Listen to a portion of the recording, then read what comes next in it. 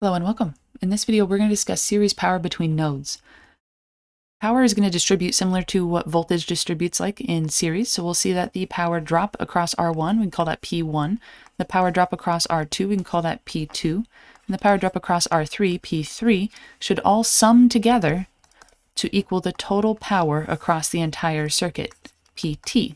Right? We know that PT is equal to our power law. We can say that PT is equal to our total current, IT, multiplied by our voltage source. And we can also say now that PT is equal to P1 plus P2 plus P3. And that's going to be the power drops across each of our resistors. So if we are looking for the power drop just across nodes A and B, we can say that that is our power PAB. And we can solve for that. We can say PAB is equal to, and that's got to be the current IT, our original power equation, multiplied by the voltage that matches that section. So VAB, right? So we can do that. We can solve out for VAB and multiply it by our total current, and that could get us there. But we can also replace VAB with our Ohm's law equivalent. We can say that voltage is equal to current times resistance. So instead of VAB here, we can break that down and say that we have IT and RAB, right? We match the voltage drop with the resistance of that section.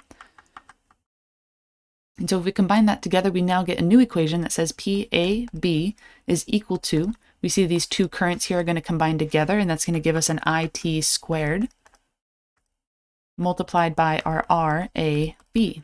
And so if we find the total resistance, we can find our total current, and then we can use that with our RAB to find our power drop across those sections of node. So we can say our IT is equal to, we get Ohm's law out of that one, voltage over resistance. So our voltage source divided by our resistance total, which means we need to start with our RT first. We need to sum up our resistors, find our RT, and use that to determine our total current. So we'll start there.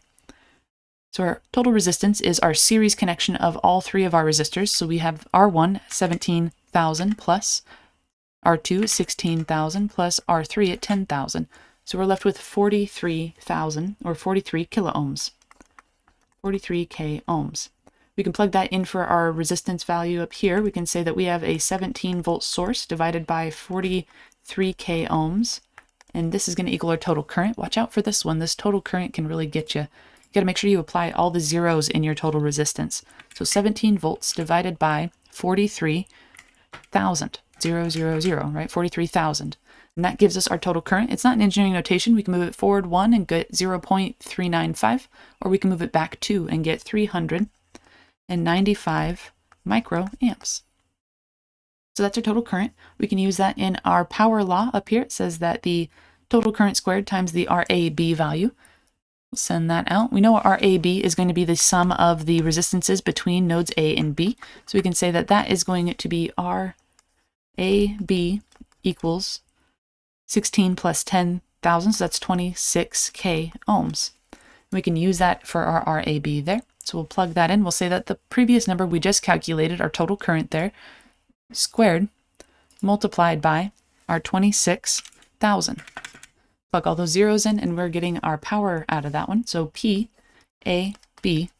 is equal to 0.00406, so we can move that decimal point over by 3, and we say that it's 4.06 milli, because it's at the -3 location here, and watts, because it's power. Okay, let us know if you have any other questions.